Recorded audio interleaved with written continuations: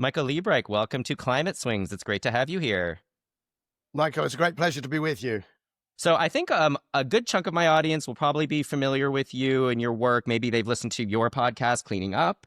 But for those who aren't, could you just provide a brief self-introduction, a high-level professional background, and a few key points that the audience should know about you? Okay, I'll give you the short version. So what I do is analysis, commenting on the clean energy transition. I have a podcast, actually a YouTube channel, probably more than podcast today, called Cleaning Up. So I do a whole bunch of media work. I write for Bloomberg. By way of background, I'm the guy that started what is now Bloomberg NEF, New Energy Finance. Background is engineering and a lot of thermo, finance, and so on. But the other thing I'm doing a lot of today is advising investors. I make some investments myself, and also a whole bunch of NGO type stuff, a whole bunch of philanthropy and kind of, as my wife would call it, unpaid work. Yeah, so I mean, I'd like to start way back in your childhood, well before any of those swings that you subsequently took. Can you talk about what your upbringing was like, and I guess from a career perspective, what you wanted to be when you grew up? Gosh, we're going far back in history. I'm an old guy now, 61 years old. But if I go back to childhood, I mean, I think family background was pretty modest. So my dad was a mechanic. My mother was a nurse. They were Holocaust survivors. Very convoluted route to moving to the UK. But what it meant was that they were very focused on my education. So I had a really, really top end education, sort of quickly started to win scholarships and which helped, would have been otherwise impossible to do what I did, going to Cambridge, going to Harvard, actually even the high school I went to. But I wasn't well connected. So I didn't know that one could become a lawyer, or that one could, go into business, or that there's all sorts of pathways that I had no idea. My dad was a mechanic. I thought, well, I'm going to have to go to university. I'll become an engineer, because what's a mechanic with a degree? So that's what I did. I studied engineering, got into Cambridge. There was also this weirdness, though, also because of my background. My mother, on my mother's side, her father had been a very, very good skier in Czechoslovakia before, and then to a certain extent after the war, the Second World War. And so I just started skiing when I was very, very young. And that kind of, for a while, took over my life. And I was a competitive skier. So I ran that in parallel with this sort of, engineering and then business, and trying to figure out what what this thing called a career, which never really happened for me, was going to be. But in parallel, I was skiing, and it kind of ended up with me at McKinsey on the one hand, doing this kind of incredibly pressurized, I am a master of the universe McKinsey thing.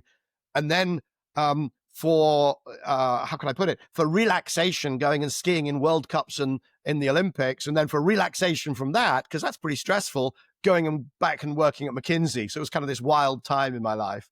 Yeah. What did your father fix in his mechanic job?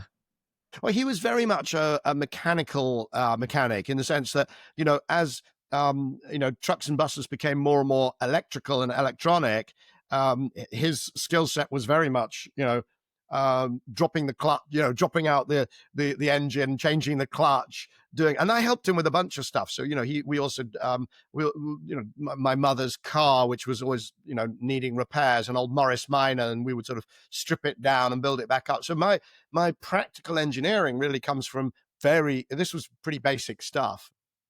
Yeah, I mean, so energy, mechanics, that kind of thing was in your mind basically from a young age. You kind of had Oh, a yeah. sense for how those things worked. Yeah, I was always taking things apart. I mean, so when I was 11, I wired the garage of what's still the house that my mother, who's now 94, lives in, dug a trench, put in a fuse board, blah, blah, blah.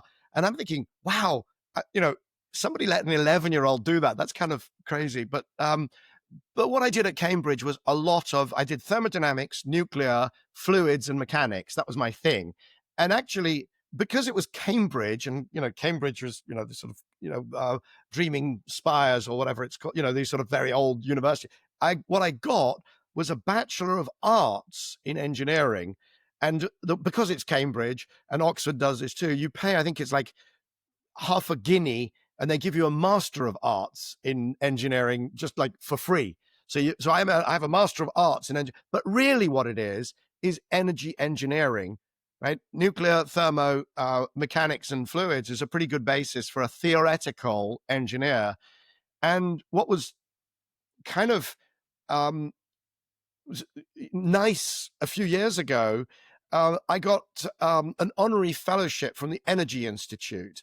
And it wasn't just nice, it was immense for me. I don't think the people there really understand how significant, because I left engineering. I didn't go off to become a member of one of these kind of engineering guilds that with all of the initials after the name, the Institution of Mechanical Engineers or the Institution of Electrical Engineering, all those things.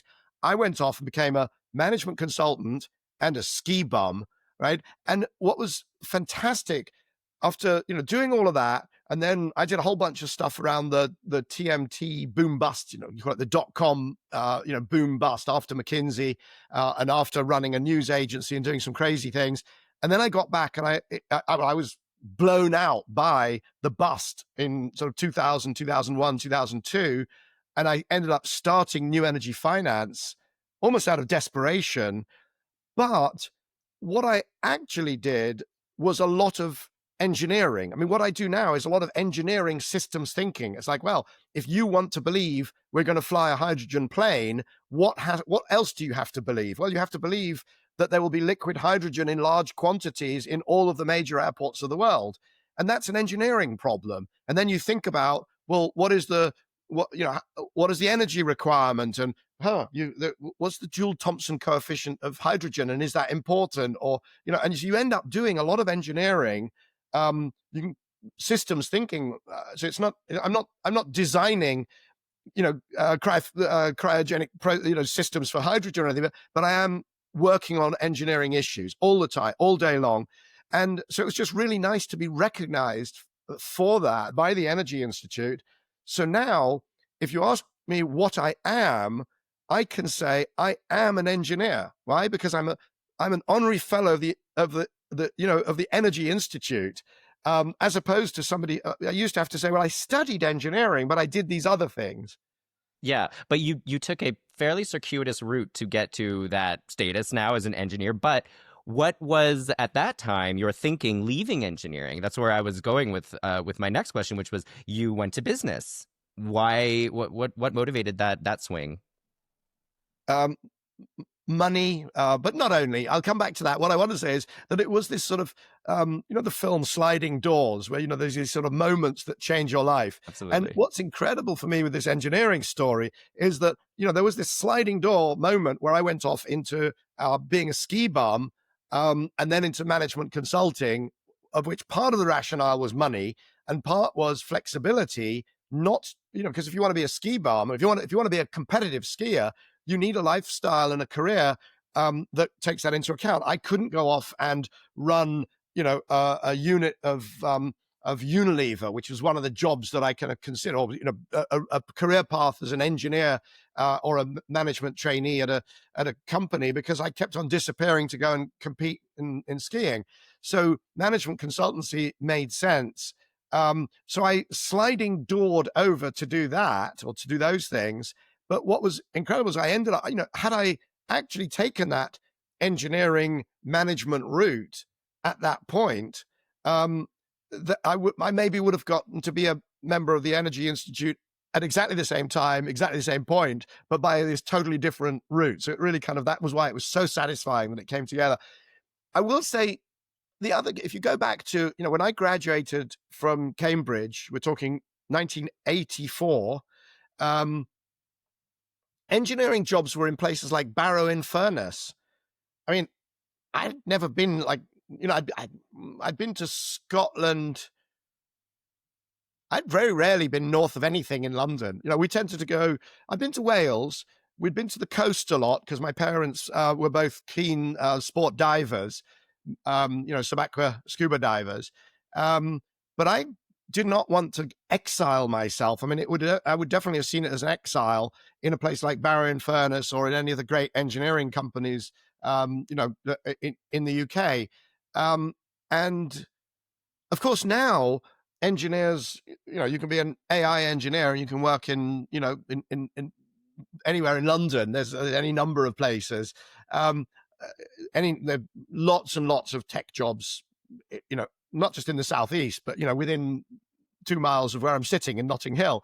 But that was not the case then. Engineering was something that happened outside London. And so there was this kind of fundamental mismatch between I studied engineering, but I wanted to live in London and I wanted to spend lots of time in the Alps. And it's like, how do you square that circle? Oh, hello, McKinsey. Yeah, yeah. I actually have the word sliding doors in my own notes about those what if moments and those times where maybe you could have taken this path or that path. I think that's really fascinating. But during your time in your MBA and sort of entering your business career, was there a sense that you did want to continue the focus on energy in some way, or how did that stay in your mind as you sort of swung through McKinsey and skiing and these other things that seem fairly unrelated? So I think as a way of thinking about problems, physics and engineering were pretty, deep ingrained. So, I was at school, at high school. It was very funny because the top stream, it was an intensely competitive. I was at this St. Paul's school, very famous, probably one of the best, always one of the best few schools in the country. But the top stream did classics. So I did ancient Greek and I did Latin. Um, and then I kind of switched and said, look, I want to study engineering because I didn't know that you could go and study classics at university and then become a top lawyer and earn lots of money and do interesting things. I had no idea. So I was like, I'll study engineering. This was very countercultural, but that way of that training in STEM and engineering, I think it kind of well, certainly in my case, it is in my, sort of thought DNA. But no, I did not think of engineering. I thought I had left engineering. There was this engineering brain drain, quite famously in the UK around the time that I graduated, where people went into finance or, increasingly also went overseas. I won a very prestigious scholarship to business school. It's kind of like a Rhodes. It's called a Harkness, but unlike the Rhodes, it blew up. It still exists, but it doesn't send people to business. It doesn't. It used to work across all subjects. So when I went there were about 20 of us. We had people studying violin, literally the management of pigs in pig farming. Somebody went to Iowa to a specialist institute to learn that. And a few of us went to Harvard and Stanford and various law schools and so on. But it blew up. It no longer exists. So the most prestigious thing I've ever done in my life no longer exists, which is a real annoyance because otherwise it would have helped a lot. But I was not thinking about engineering. And all through that kind of, I would say, the TMT years when I was doing internet stuff and so on. Again, it is engineering because I was working on supply chains and how you move information up and down supply chains and those sorts of things. But I didn't think of it as engineering, and it only really kind of burst back into my life after all of that collapsed and I was unemployed and unemployable after the dot-com bust. So 2001, I worked for Bernard Arnault, the first of the billionaires in my life. And that all, kind of, well, actually, I joined Arnault because I was working on these dot-com things, but I knew that it was a bubble. I knew it was a bubble. I'm pretty good at spotting bubbles. Hydrogen fans take note, right?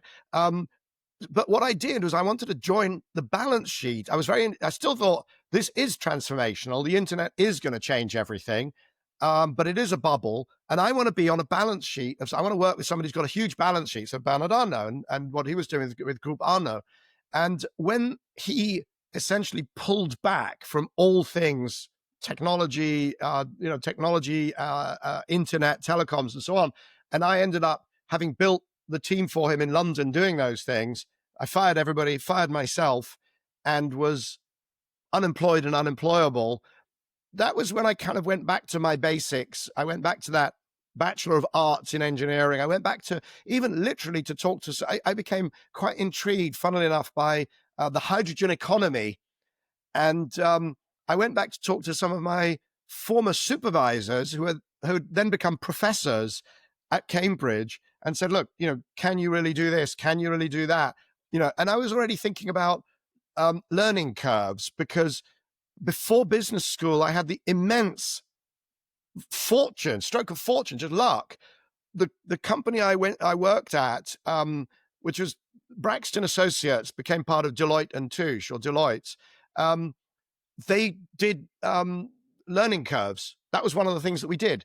So I calculated learning curves for fiber optic cable and for printed circuit boards, but also for things like rock quarrying, because the point is, that everything has a learning curve, but not everything, like semiconductors, doubles the scale of the industry every 18 months and therefore halves the cost, right? And so I had done a lot of that, and I was already thinking about these things from the perspective of, essentially, I had become a technology futurist without even really acknowledging that. But learning curve is a way of pushing knowledge out into the future, right? And so I was doing that, and I started New Energy Finance, funnily enough, initially around hydrogen and fuel cells, but literally within a few months thought, this is going to be at the very best, it could be 20 years, and at worst, it could go nowhere, which is kind of an interesting journey I've been on. Yeah. Well, we'll come back to that, but still in those kind of early days, was there ever a sense that energy as a sector was something that you would basically make your life's work? When you were at McKinsey, did you work with any energy companies? Did you have any exposure to energy as an industry during those later swings into the tech career that you had? I did at McKinsey. I did 2 pieces of work that related to energy, but it was just random. And I was in consumer goods, and I was this weird figure, right? Because I kept going off skiing, and half of the office thought this was a brilliant thing, and half of the office, very senior people, thought this was absolutely, outrageous, disruptive, disrespectful, because here's all these people committed only to McKinsey as like a religion, and here's this guy who just goes off skiing and doesn't take us seriously. So I was a contentious figure at McKinsey, not intentionally, but I did fall into 3 pieces if you include a bit of work on airlines, but actually I worked on the privatization of the atomic of nuclear power in the UK, and it was being split so that in a sense, the power stations were being, or the generators were being sold off, but the liabilities and obviously the military and so on, pieces of it, were staying behind. And so it was being split. And I ended up building the economic model for, well, how do you value the bit that you're about to sort of privatize or sell? How do you value that? You've got to kind of, just classic NPV, cash flow modeling and so on. But that was really, and it was immensely intense. And I did it with somebody who later became one of the angel investors in New Energy Finance. A very dear friend of mine called Michael Liebreich I'm not sure if he was a partner or a senior manager on that. And we were doing overlapping 14-hour shifts for a while, modeling the UK nuclear industry. So I would do the night and he would do the day, or vice versa, and then an hour at each end of overlap to hand over the models. Very intense. The other thing that I did was also very, very interesting, was some of the electricity sector had been privatized, and we ended up with all these, still now we have the utilities, the electricity utilities. And there was one of them, their management had become like, they'd started off as civil servants and had suddenly become, immensely wealthy, which was all very kind of Thatcherite at the time. But one of the companies wanted to go and build power stations in India and Pakistan and so on, and around around what we now call the global south, or the developing world.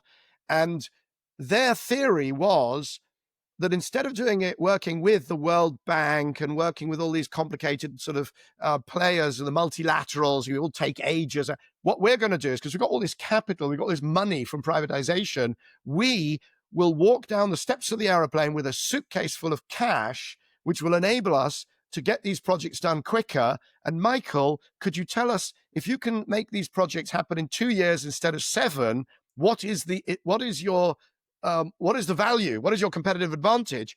And I thought, well, your competitive advantage is basically being ripped off because you've turned up with a suitcase of cash. And the reason that you make these projects complicated is actually risk management. You want, the politician's family to have a piece of the project so they don't nationalize it. You want the World Bank involved because people are scared of screwing over the World Bank, right? If you turn up fresh off the plane from Heathrow, your suitcase of cash, I mean, we know where that ends. And so I actually tried to I wouldn't say I was a whistleblower, but I did raise it with some very senior people within McKinsey. I said, look, I think we should be telling the client this is a really stupid idea. But telling clients that their baby is ugly was not really a thing at McKinsey. Well, it sounds like you have a long history of telling people hard truths, and we can get into to some of the more recent ones that you've been talking about a little bit later. So you obviously had some exposure to electricity, nuclear through some of that McKinsey work. What got you interested in hydrogen? Oh, do you look like you had something else you wanted to go into? The biggest chunk of work that I did at McKinsey that is relevant today is actually consumer goods logistics. So I did things like specialty chemicals, flavors and fragrances, which is essentially a logistics challenge, bringing in all these things from around the world, and then you sort of mash them up. Lovely. You make a nice fragrance for your, a bleach, or actually even fine fragrances. I also did a lot of logistics warehouse work, restructured. I almost technically, I would call it the closest thing to rearranging deck chairs on the Titanic. I restructured Kodak's portfolio of warehouses, logistics, about 2 years before the digital camera made everything that I'd done for them, which was enormously helpful. Totally irrelevant. You should write a whole memoir just about that, Michael, I think. But anyway, so but back to the energy side of things. What specifically got you interested in hydrogen, especially at that time that, I don't know, was how many people, maybe 3 people in the world were talking about? I don't know. Was it a hot topic at the time? No. So what happened in 2003, there was Jeremy Rifkin wrote this book called The Hydrogen Economy. And everybody went not everybody, a lot of people went a bit crazy about hydrogen every sort of 15 or 20 years. So 1970s, oil price, Japan goes hydrogen crazy, right? Around the turn of the century, you've got Jeremy Rifkin writes his book, but you've got Ballard in Canada, and people get hydrogen crazy.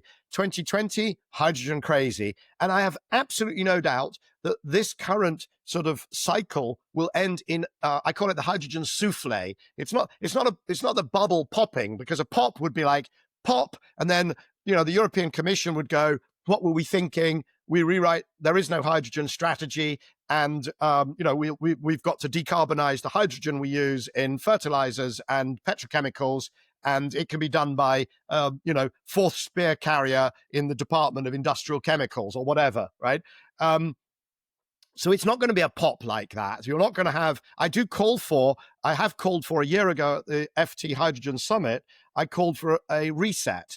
And the European Court of Auditors reflected that thinking, also asking for a rethink, because the ambitions of the European Commission and so on, the European hydrogen strategy is so, they called it not based on robust numbers, but on political will, right? So, but there won't be a pop. There will be this souffle. The hydrogen hype will just, the projects won't happen, and everybody will sort of, wake up to it over a bit. It'll take 5 more years. It takes to 2030. But it'll come back. I'll guarantee you there'll be another cycle of hydrogen hype around maybe between 2040 and 2050. People say, it didn't work in 2020 to 2030 because, and they'll come up with some self-rational. The reason that I'm interested in it is I get the thermodynamics, right? I get the learning curves, so the mechanical engineering. I get the microeconomics, the costs pictures. I get the financing. How do you actually, a lot of this is, you'll see Project X didn't happen in, I don't know, Mauritania or Australia or Teesside or where have they failed in the US, and it'll say in the press, in the news story, the journalist will say, the regulations weren't ready, or they didn't sign an offtake agreement. It's like, well, yeah, because the costs are wrong. It's just it's way too expensive. And by the way, it has no pathway for those costs to come down. I know this because of the work I've done throughout my career on learning curves. And what the problem you've got with hydrogen is that it's like 5 times too expensive today. This is now known. People have kind of woken up to that. We didn't really all know that in 2020. I didn't really understand how expensive, but now we all do. But people say, oh, photovoltaic, solar got cheap, batteries got cheap, hydrogen will get cheap. No, hydrogen electrolyzers will get cheap. But a hydrogen plant, when you make green hydrogen, it's a chemicals plant with, half of its cost is electricity, and most of the rest is heavy engineering, right? It's heat exchangers and compressors and pumps and tanks.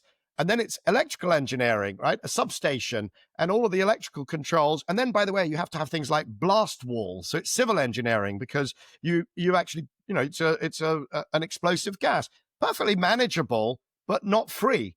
So what you've got is a chemicals plant with electricity as a feedstock, and people think it's going to suddenly become really cheap, like, I don't know, like Moore's, well, it will be Moore's, but it'll be a Moore's law that declines at, what can I say? It'll go down by 20-30% fairly quickly, and then maybe 5 or 10% per decade. It will not go down 5x, not even by 2050. So anyway, why am I interested? I just sort of have this weird collection of sliding doors moments. I'm the guy that sees all this. Number one, I'm not the only one, but I'm one of the very few who then doesn't have a boss and doesn't give a crap about, I don't have a corporate, board. I don't have a board that is, committed finance that won't let me say the things that I really believe. I'm not vested in hydro. Actually, that's not even true. I actually have investments and holdings. I would make much more money if I was wrong than if I'm sadly and unfortunately right, which I'm going to be. So I'm just happened to be at this kind of confluence, this moment in history. I kind of like, I'm the guy. And there's a few others. There's Michael Barnard over in Canada, and there's Paul Martin, David Seaborn at Cambridge, Tom Baxter, unbelievably good sound on safety issues. So there's a little sort of cabal of us. I shouldn't use that word because I get death threats, because people do think that there's a cabal. If you need me to, I can cut it out, but no. I mean, it's like, what can I do? It's not, yeah, there are people who think that I am doing this in order to trash and ruin the planet. There are people who think that I criticize hydrogen because I hate the element, which is so bizarre. I mean, it's like, it's an element on the periodic table, the most common element in the universe. So Well, yeah, exactly. If you're going to hate anything, hate like neodymium or whatever it's pronounced. To hate something rare that you can kind of really work up a good hatred towards, not hydrogen. Anyway, but no, but let me coming back to your question of why do I care? Because I've seen hydrogen used as an instrument of predatory delay. That's the biggest reason. That there are people out there, and I was on the board of Transport for London, and we had, I don't know at the time, 2016, 2017, we probably had, I don't know, 50 or I think we had 100 electric buses, but we'd been given some hydrogen buses at the time we were still in the EU before Brexit. So we had some hydrogen buses, and I told management, I told everybody that look, the answer is electric. Shenzhen, 16,000 electric buses. Moscow had more electric buses than we had, right? And it gets pretty cold in Moscow, so it's not a question of temperature and so on. So I was like, we should not be giving contracts to bus companies anymore for anything other than electric buses. And management said, you can't say that because the solution could be hydrogen. Okay, and I said, wait, okay. Bring me the analysis, take a short route and a long route, and analyze the total cost of service, lifetime, through, a whole cycle, 7 years of owning a bus and running a bus. Show me diesel, compressed natural gas, hydrogen, and electric, right? And then let's talk, because I know what the analysis. Oh no, you couldn't really do that sort of analysis because you wouldn't know this. And I'm like, please, I do this for a living. I've built the premier energy analysis company in the world. That's why I'm on the board, and that's why you're a fourth spear carrier. I mean, in the analysis, whatever. Please, and if you can't do it, give me the data, and I will do it, and my team will do it at Bloomberg New Energy Finance. We're perfectly capable of doing it, pro bono for you. And tragically, truly tragically, within a few weeks of that conversation, there was a crash on the Croydon tram, and 7 people were killed and about 60 injured, many of them very badly injured. And that then led into a whole. I was chairing the safety committee, and I then had to take on scrutiny of Transport for London's response to that, which initially seemed to be very good, but it emerged over months and years that they had actually covered up a long history of fatigue and driver working conditions issues, and that cover up continues to this day. I mean, that's become a hobby, but it also means that I had to leave the board of Transport for London. Okay. And I couldn't push through the electric busification of Transport for London, which means that even now you can come to London. Okay, you could see a bus that has a poster on it that says 100% of our bus are low or zero emissions. But the truth is that only 1,400 out of 9,000 buses really are zero emissions electric buses. The rest are all diesels, with I think 20 of those stupid hydrogen fuel cell buses still driving around London, still absurdly giving cause for delay in the transition. Yeah. Well, you clearly have a long and well-cultivated theory about hydrogen. But going back again to that 2003, 2004, I guess similar to 2025, Michael, you didn't have a boss at the time because you were unemployed, and as you say, unemployable. And you said that it was hydrogen and fuel cells that kind of inspired the whole germination of New Energy Finance. So clearly you were, staying up nights thinking this just doesn't pencil out? So actually, you want a sliding doors moment. Please. There was a company called CMR Fuel Cells, run by an incredibly charismatic, wonderful guy called Mike Priestnell, I think. I'm sorry, Mike, if you're listening, it's 25 years ago. You cut me some slack here. But it was, I nearly joined as CEO. It was a really innovative technology. You mix the air, the oxygen and the hydrogen, and then you had differential catalysis on the anode and cathode. Of course, now I look at it, I'm going, mixing the hydrogen and the oxygen, it's like, safety, hello? But anyway, I couldn't agree a CEO package with the venture capitalist in question, a guy called John Butt, Conduit Ventures, because I wanted to kind of boost this technology for a year or two and then maybe move on to other things and keep my options open, close brackets. But he didn't want that. So we never came to an agreement. But I could have spent the last 25 years trying to grow hydrogen fuel cell businesses. Oops. But what happened was I had collected all this data on what was happening in that space, together with a very dear friend, Bozkurt Idinolu, whom I had worked with during the dot-com boom-bust time at Group Arno. And we had created, out of desperation, because there was no good information, we were thinking of raising a fund. In parallel, all the other things I was thinking of is like, okay, join this company or raise a fund and become venture capitalists, in this space. But we built data sets because nobody had data sets. So it was kind of all of the you built them for fun. I mean, like, no, because I thought we were both like, okay, career's gone, unemployed, unemployable, sitting in the front room of my Muse house around the corner from where I am now in Notting Hill, and thinking, well, if there's going to be a hydrogen economy, then there needs to be financing of these businesses. So maybe we should raise a fund. But how do we go and raise a fund? What is our competitive advantage? Well, maybe, given that we've never raised a fund before, he'd been a venture capitalist, I hadn't, but information. So we started to put together spreadsheets of companies and then a spreadsheet of investors. But then it's really annoying because you want to link them and you need a relational database to do so. This investor has got 5 investments and this investment has got 5 investors. So, how do you do that on a spreadsheet? Well, you try, Access database at the time, Microsoft Access.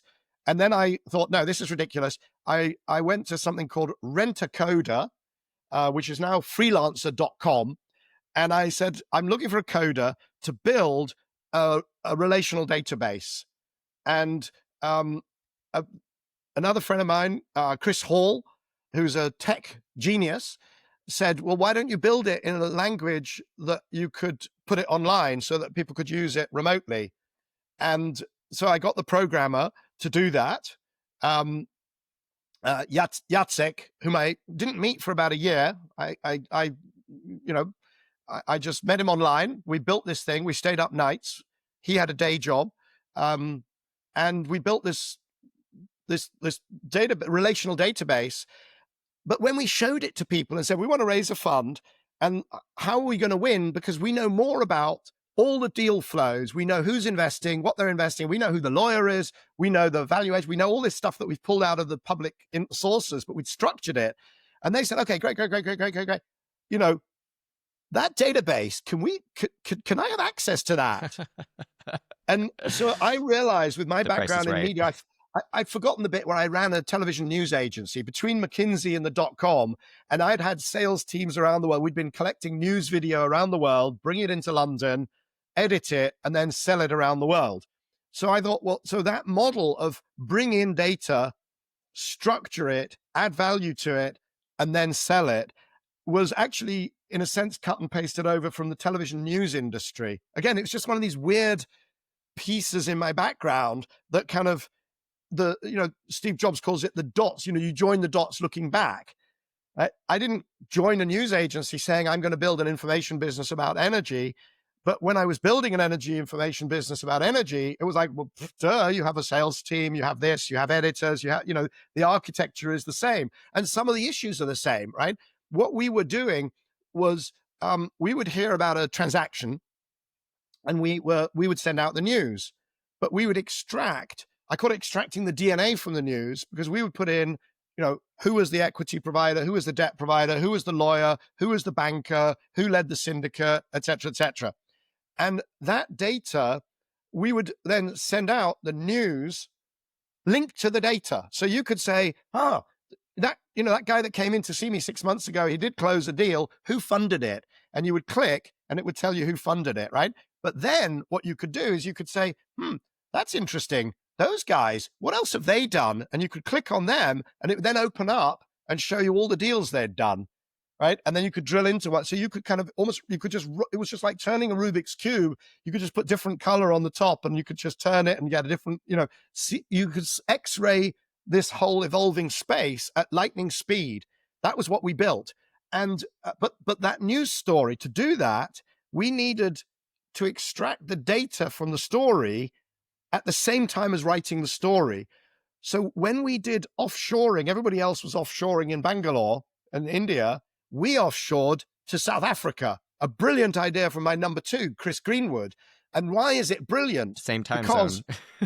The same time zone. You got the journalist working on the story and you got the data person, coding the data, right? And by the way, also South Africa, it was much cheaper to hire really well-educated finance professionals.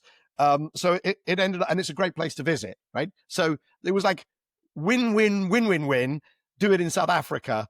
So that's what we did. And but that issue of understanding your user's time constraint, when do they want the story? How do they want to learn about the story? That's straight out of what we were doing in the news industry, which was the first digital satellites moving news stories around the world. And a very visionary boss that I worked with there called Stephen Claypole, who understood that its content and process are completely, user interface really matters. Roll forward to now. A friend of mine has just bought another Tesla, despite deep misgivings about the CEO's behavior. And I teased him about, why he would buy another Tesla. And he said, it's very simple. The software is just better than any other electric car that I've tried. Maybe that'll change, but user interface, even if you're just like trading electricity, you'd think it should be nothing to do with, but it is. The Bloomberg terminal wins because it enables people to do their job better and faster. And it's the same across so many areas of what we do. We think that it should be based on, people should buy a car based on cost, or they should buy information based on, user interface, usability, how we integrate the stuff into our lives really matters. Heat pumps, same challenge, right? How do we make it easy for people so that it's the obvious choice? How do we make it not sticky? And that's a big challenge in the transition. So I've Yeah. lived that from lots of industries. Yeah. And so hydrogen was the initial spark for you to put this incredible frictionless Yeah, database together. But then it obviously became New Energy Finance and covered a wide range of sectors. Michael, sliding doors moment. I Again, was looking for a conference to go to try to say, hey, I'm doing stuff on hydrogen. Who's interested? And there was some really crappy hydrogen conferences because it was all this sort of a subset of tech. And there was this thing in New York, and I was, I was traveling. Wanted to go and find out what's happening in the US anyway, and hook up with previous friends from business school and goodness knows what else. And I'm skirting around that I was a bachelor at the time. So I went to New York. I went to the Renewable Energy Finance Forum. Discovered that hydrogen was actually not part of renewable energy. Who knew? This was all new stuff. But what I noticed at this conference was that there were people wearing really nice suits. Not all of them, but the wind industry lawyers. it's quite an And observation. I came back to London and I said, guys, we're doing wind. Okay, hydrogen. Are we going to stop doing hydrogen? No. We'll do hydrogen and wind. And it's like, well, that's an odd combination. So I'm like, yeah, you're right. We should probably do like all of clean energy. Let's do all of this thing called clean energy. What is clean energy? I don't know. So Bosker and I sat down, and over the next 3 months, we mapped every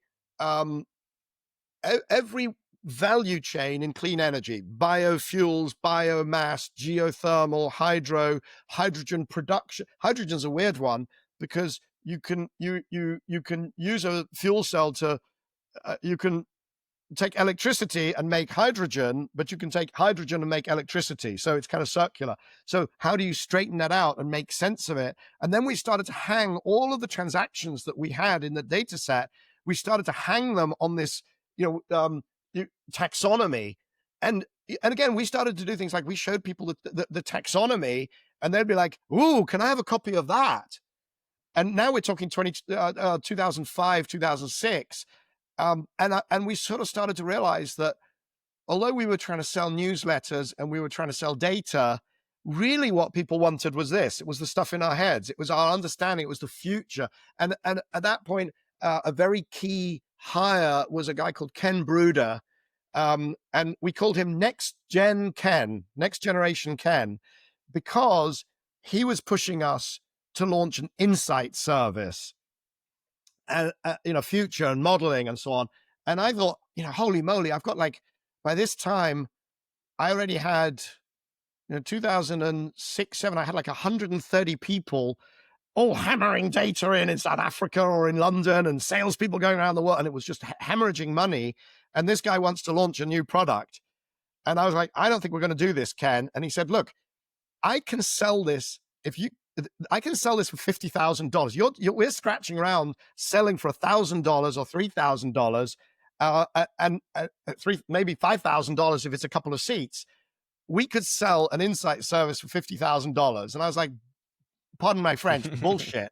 And he said, I'm going to prove it. And he went to the US, he went to New York, and he sold to, I'm going to say Ziff Brothers or Och Ziff, one of the hedge funds, big hedge fund, sort of boom at the time. And he sold for $50,000 a product we did not have to start billing when we produced it. And he came back and he said, here's the contract. We start billing as soon as and I'm like, I'm off to create. Sorry, gotta go. I'm off to create the product, and that was Yeah. our insight service, and we launched it in I think March 2007, and in after the financial crisis and lots of other fun stories, we sold New Energy Finance to Bloomberg in we closed the deal on the 12th of December 2009, Yeah. and we Yeah. sold it. And I'm sitting in a big house in Notting Hill as a result, and I have a ski chalet and all the other things that have happened. And so it was unbelievable speed that we developed that insight service, and the commercials and customers and so on. So next gen Ken, I will send you a link to this. You will watch this. Thank you. Well, I thank everybody I've mentioned, to be honest. It's just been an unbelievable sliding doors all over the place, each one with amazing people ushering me through. Yeah, exactly. And so it was that time that really swung you firmly into the energy space that's been your bread and butter essentially for the last several decades. Right. So when I sold to Bloomberg, I thought there was a decent chance that they would sort of pluck me out of clean energy and say, hey, why don't you do a whole bunch of insight services and training services and conferences? Because we'd at that point already built what is still one of their absolutely major conferences, the Bloomberg NEF Summit. So I thought there was a chance that I would sort of surf out of clean energy. But really, my job was still to kind of mind the shop, grow the shop. So which we did. And I stayed there running it until 2014, and then was kind of an exec chair role halftime for another few years. And I started to accrete roles, with the UN, working with Ban Ki-moon on the board of Transport for London, and making investments as an angel investor. And by, I would say, so by 2017, when I left Bloomberg, I was doing public speaking. I had, I continue to write for Bloomberg.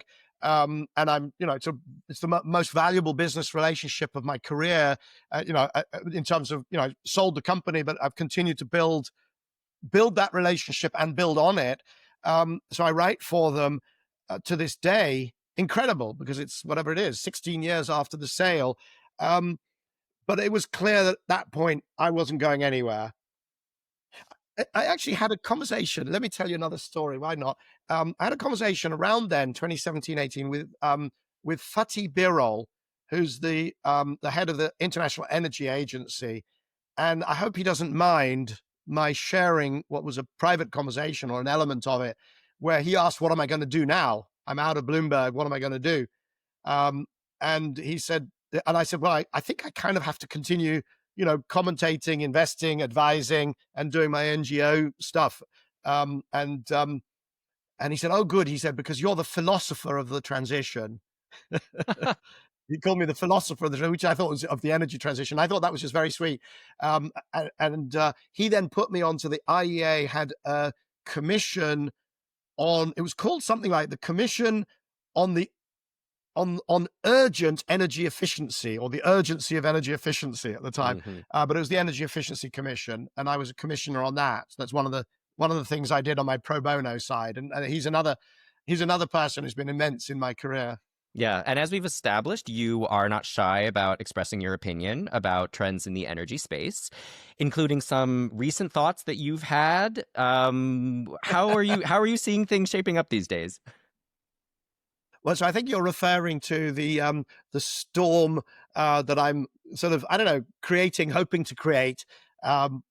It sort of depends when this appears relative to things that get published. So the most recent thing that I wrote for Bloomberg NEF, was really about the need for a climate reset, a climate and a clean energy and a transition reset. And the reason I sort of waded into that conversation was that there were these narratives that were really getting quite a lot of momentum, that the transition has failed. And you get Dan Yergin published with a couple of other authors something called The Troubled Transition. Michael Liebreich, a very, very good analyst, wonderful analyst at Morgan Stanley. I'm gonna just have to fact check myself there. JP Morgan or Morgan Stanley. Sorry, Michael, I'm having a brain fade. But a great analyst. But he's got this, he published something saying, oh, the transition is linear. The problem is it's not geometric.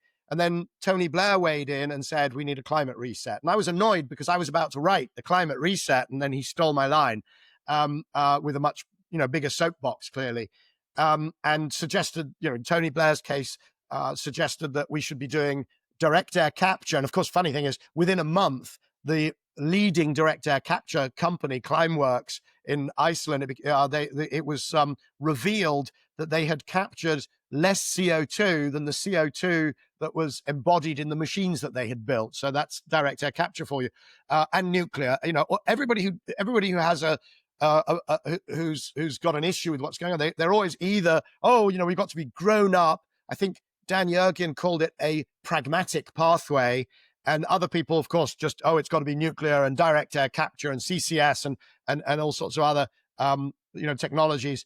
By the way, and nuclear, I've got no issue with. CCS, yeah, let's do a bit. Direct air capture will sort of, it will slit its own wrists financially, I suspect, over time.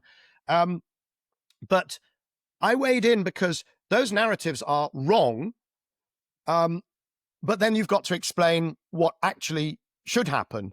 The reason they're wrong is that clean energy is outgrowing growth in energy demand. Right? Clean energy, and you've got to do things like adjusting for, there's this thing called the primary energy fallacy, where, Dan Yergin, by the way, and Václav Smil, and Bjorn Lomborg, and Tony Blair, they all say, renewables are pointless because they only do this little tiny bit of primary energy demand, and they use IEA figures. But the primary energy demand in the IEA is actually supply. It's how much coal we shovel out of the ground and how much gas we extract and oil, of course, the majority of which is wasted because it's a thermal first you have processing and then you have thermal waste. So you translate everything, not even into final energy. Even final energy is a fallacy if you use that, because final energy is how much petrol did you put in your car? But of course, 75% of that is wasted. When you put electricity in your car, 10% is wasted, right? So what you need to do is start at, what does the economy need? And the economy needs energy services, right? It needs light, warmth, heat, motive power, the ability to go to New York for whatever reasons, and so on. So when you look at energy services, already 30% of them are clean. Not the 20% that Yergin claims, but 30%. You might say, well, what's the difference between 80% fossil fueled economy and 70%? Well, hang on a second. So the difference between a 20% clean already and 30% clean already is a 50% delta. So that's big. Now, if that 30% clean grows faster than energy demand, right? The economy grows. I hope it grows. That's human progress. Then you have energy efficiency. Thank you, IEA. Thank you, Fatih Birol, for including me on that issue. And energy efficiency means that, let's say you've got, 3 and a bit % annual economic growth, but then you have energy efficiency. So energy demand grows 2% per year, right? A bit lower than economic growth, but it still grows. And that's good, right? Because that is more people doing more things. Us in the in the developed world, but also people in the global south. That's real progress. I want that to continue. Now, if clean energy, let's say clean energy grows at 5% per year, right? It starts at 30 and it grows 5% per year. So it's outgrowing energy demand. What actually happens? Well, Michael Sembalest, I got news for you. In the beginning, you see nothing. You see nothing. Because the 30% growing at 5% is not enough to absorb all the incremental demand from the economy for energy services. So it tootles along. Fossil fuels continues to grow to about 2035, right? Sorry, Greta Thunberg. You're going to see fossils continue in the economy. They then drop a bit by 2045, and they die by 2065. Right? This is a 4-line model of the global energy system in which we just keep clean energy, and by the way, clean heat. So for the ambient heat that goes into heat pumps as well. So clean energy and heat and a bit of bioenergy and those things also, we're going to need that. If you just keep them growing faster than energy demand by that 3% margin, So 2% demand growth, 5% clean energy growth, you get a transition. Right? It's a different way of Ta-da. thinking about the transition. It's not the net zero, 2050, and it's not the 45% cut in emissions, and it's not demonizing oil and gas companies. It's just saying, let's grow the good stuff, keep the foot on the accelerator, and at some point, it's like those models of how do you get to the moon just by accelerating very slowly off the planet. When you keep accelerating, you will get there, right? Or grains of sand on a chessboard, that kind of thinking. So, but then the question is, okay, that's nice. That dismisses that nonsense about there's no transition. But does that mean we can just double down on all of the narratives, 1.5 degrees, and calling people climate deniers, and not allowing any gas? If somebody says gas is a transition fuel, treating them like a pariah, and focusing on hydrogen for aviation, because only hydrogen is pure, and only hydrogen will be the answer for all sorts of things, because it kind of feels, it's like vibe transition, right? Where we think it's going to be clean, but we don't look at the economics and so on. Or ESG, where somehow by ticking enough boxes, we can make everybody virtuous. And that finance, by demonizing bad people in finance, we're somehow going to get the real economy to be full of only virtuous people, right? And there's all of these things. And even the 1.5 degree target, we should just admit we are not going to hit it. And the way it came into the way it kind of came about was without scrutiny and was really kind of unrealistic. And it's great. I would say, let's celebrate that we spent 10 years really trying to almost like redline see how far and how fast we could go. But now it's time to scrape off some of the barnacles, some of the nonsense, and eliminate some of the political pushback that has been caused by just saying, do you know what? 2 degrees, let's get to that. Net zero by 2065. Maybe we have to do a little bit of carbon removal, which will be almost certainly biological and not DAC, because I've already said that's going to slit its wrist financially. But we may have to do some of that. But let's worry about that later. Can we just do sensible, cheap things today?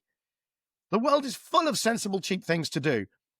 Clean up electricity, clean up electrified transportation, electrify heat, electrify half of industry, stop losing methane because we don't fix leaks, stop emitting soot, there's a whole bunch of things that are very cheap to do.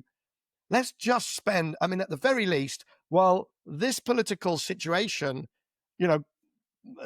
persists, why do impossibly hard things to hit a target that is unhittable, as opposed to just, there's a feast of opportunity.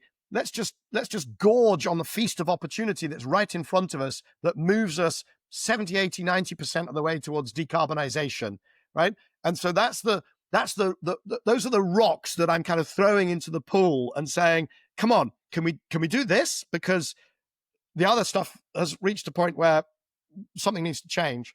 Yeah, well, I'm sure there are plenty of people both in and out of my audience who will have lots of thoughts once that piece is published and once they hear your thoughts on my podcast too. But being cognizant of time and focusing again kind of on you and your career and sort of your reflections, there are a couple of questions that I like to lob at all my guests sort of to wrap things up. One is, if you could go back to, I don't know, an earlier stage of your career, maybe it's your business school, maybe it's your engineering degree, maybe it's even before that, and you would tell yourself maybe 2 or 3 things about, what you've experienced or ways to avoid pitfalls or things that you would want to know about the journey that you've been on, what would they be? I think the number one thing that I would say to kind of young me is, it's going to be okay. That's actually a quote that I learned from Boris Johnson when I was on the board of transport for London.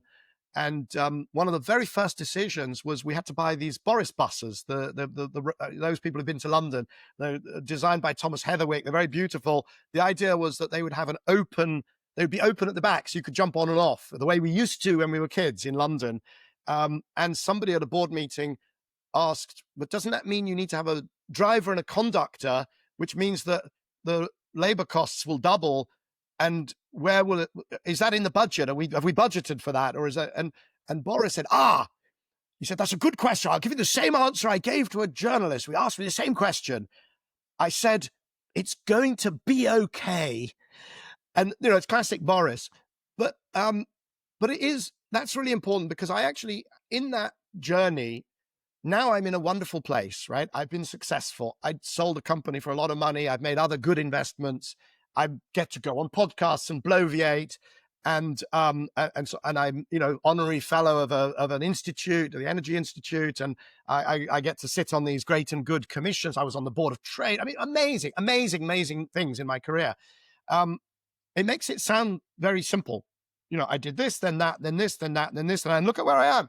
It was really tough. I can tell you, leaving, first of all, not being qualified as an engineer, but not wanting to be an engineer and not knowing what to do. And then all of my peers from Cambridge going off and getting jobs and me becoming a ski bum. It sounds great. It's very stressful. Leaving McKinsey with not knowing what to do. Very stressful. And then I ended up at the international, that television news agency, the Associated Press Television.